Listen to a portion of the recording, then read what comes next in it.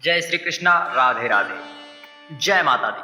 प्रिय भक्तगणों, आज हम दुर्गा सप्तशती के अध्याय नंबर 2 को बड़े ही प्रसन्न चित्त भाव से श्रवण करेंगे, जो कि दूसरा दिन नवरात्रि में माँ ब्रह्मचारिणी को प्रसन्न करने के लिए होता है, उनकी कृपा पाने के लिए होता है।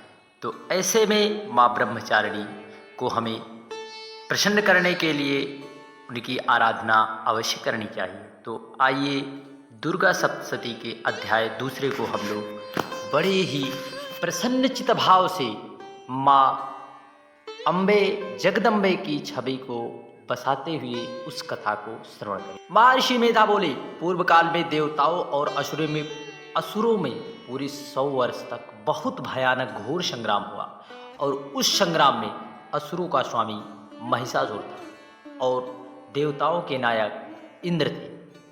उस युद्ध में देवताओं की सेना महाबली असुरों से परास्त हो गई और संपूर्ण देवताओं को जीतकर महिषासुर ने इंद्र का पद ग्रहण कर लिया और इंद्र के पद पर वह स्वयं इंद्र बन बैठा। तब पराजित देवता प्रजापति ब्रह्मा जी को आगे करके उस स्थान पर गए जहां पर भगवान विष्णु और भगवान शंकर विराजमान थे। उन्होंने महिषासुर के पराक्रम और अपनी पराजय का यथावत सविस्तार वृतांत कह सुनाया। दोनों देवेश्वरों ने विस्तार पूर्वक कह सुनाया। उन दोनों देवेश्वरों से विस्तार पूर्वक कह सुनाया।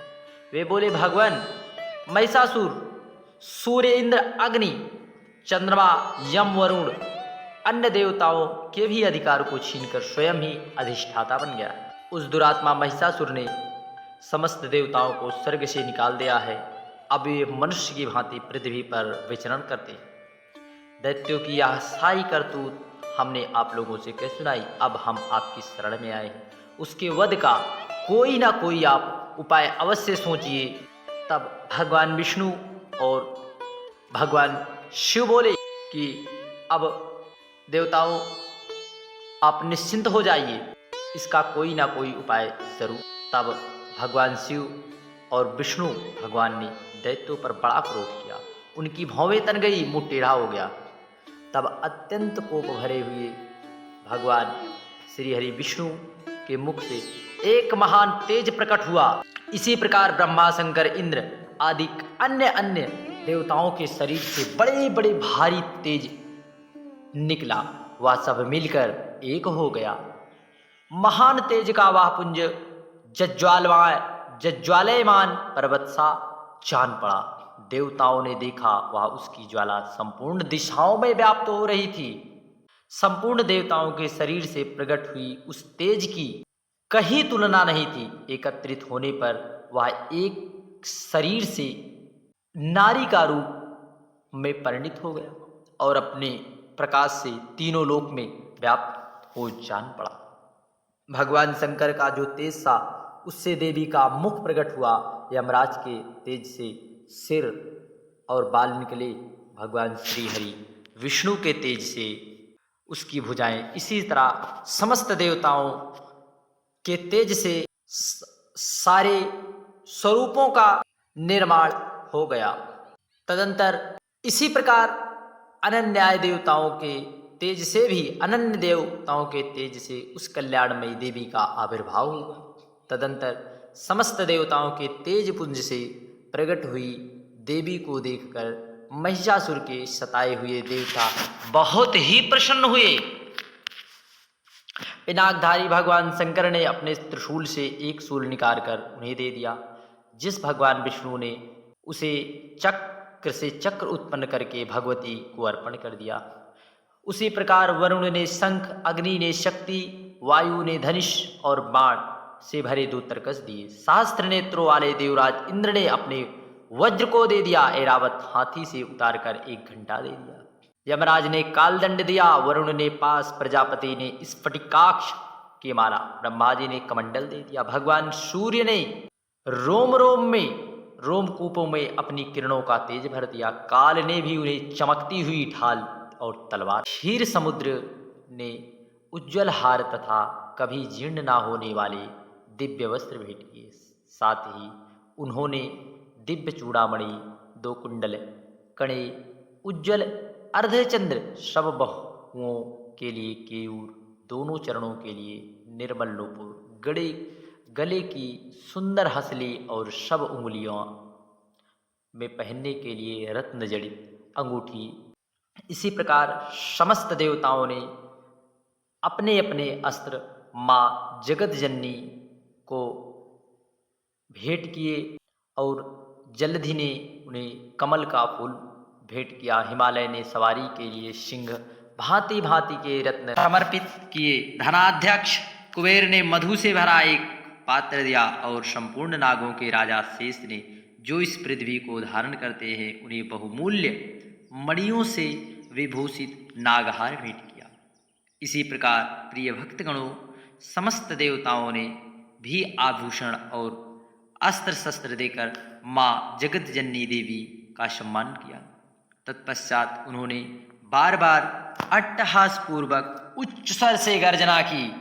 उनके भयंकर नाद से संपूर्ण आकाश गूंज उठा। देवी का यह अत्यंत उच्च स्वर से किया हुआ सिंहनाद कभी समा नहीं सकता था। आकाश के सामने लघु प्रतीत होने लगा।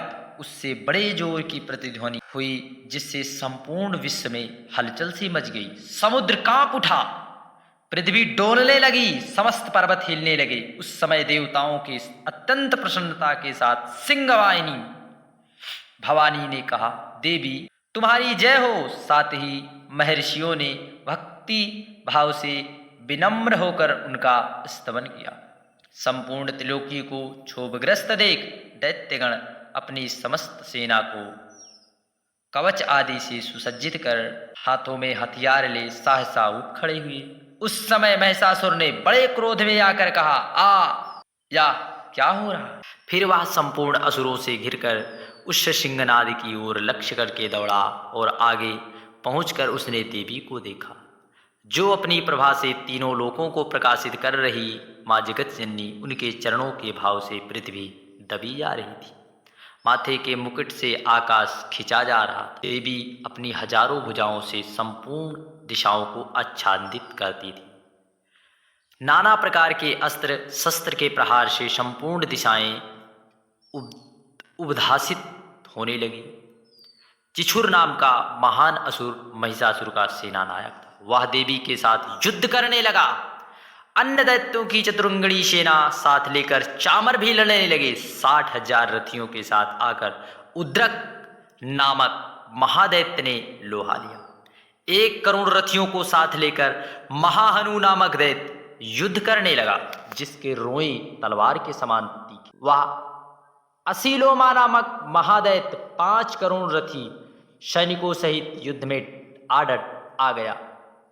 60 लाख रथियों से घिरा 5 करोड़ रथी सैनिकों सहित युद्ध में आ डटा और बास्कल नामक दैत्य भी उस युद्ध भूमि में लड़ने लगा। परिवरित नामक राक्षसी दैत्य हाथी और घुड़सवार के अन्य दलों तथा 1 करोड़ रथियों के साथ वह युद्ध करने लगा। बिडाल नाम का दैत्य 5 अरब रथियों से घिरकर लोहा लेने लगा। इसके अतिरिक्त और भी हजारों महादैत्य हाथी और घोड़ों की सेना के साथ वहां देवी के साथ युद्ध करने लगे। स्वयं महिषासुर उस रणभूमि में कोटि कोटि सहस्त्ररथ हाथी और घोड़ों की सेना से घिरा हुआ खड़ा।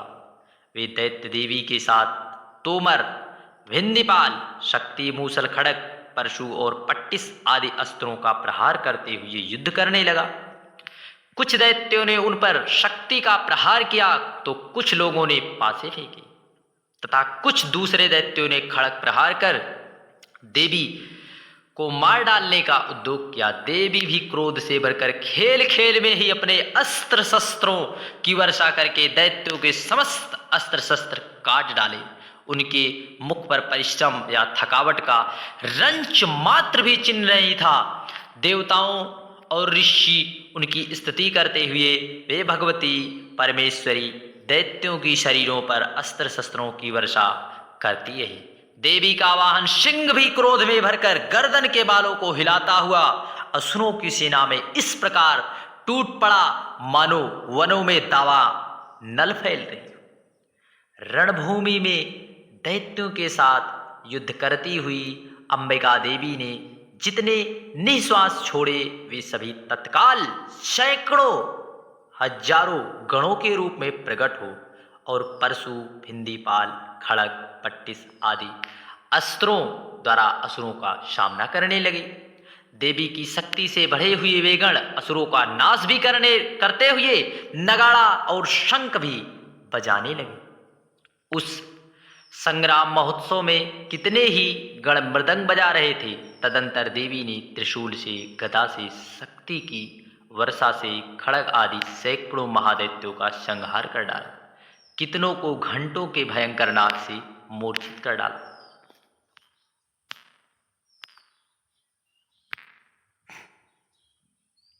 बहुतेरे दैत्यों को पांस से बांधकर धरती पर घसीटा, कितने ही दैत्य उनकी तीखी तलवार की मार से दो दो टुकड़े हो गए, कितने ही गदा चोक की चोट से धरती पर गिर गए, कितने ही दैत्य मूसल की मार से अत्यंत आहत हो रक्त वमन करने लगे।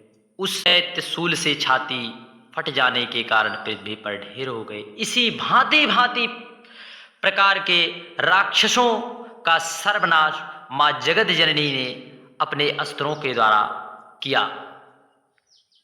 कितने अस्त्रों के मस्तक काट डाले तो कितने असुरों के केवल धन ही रूप में अच्छे अच्छे हथियार हाथ में ले देवी के साथ युद्ध करने लगते।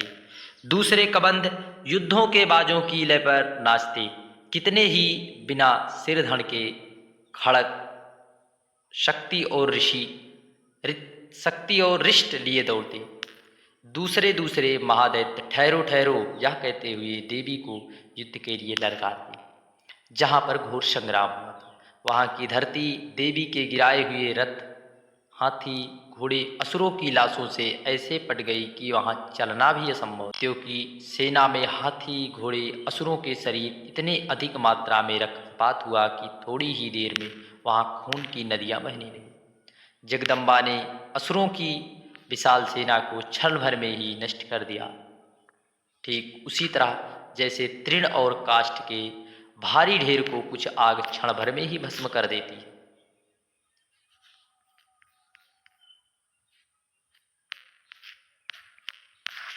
और वह सिंह भी गर्दन के बालों को हिला हिला कर जोर जोर से गर्जना करता हुआ दैत्यों के शरीरों से मानो उसके प्राण चुन लेता हो। वहाँ देवी के गणों ने भी उस महादैत्य के साथ ऐसा युद्ध किया जिससे आकाश में सभी देवतागण उन पर बहुत संतुष्ट हो पुष्प की वर्षा करने लगे। आज दूसरा अध्याय पूरा हुआ। आगे का अध्याय आगे की वीडियो में। आज दुर्गा सप्तशती का दूसरा अध्याय संपूर्ण हुआ।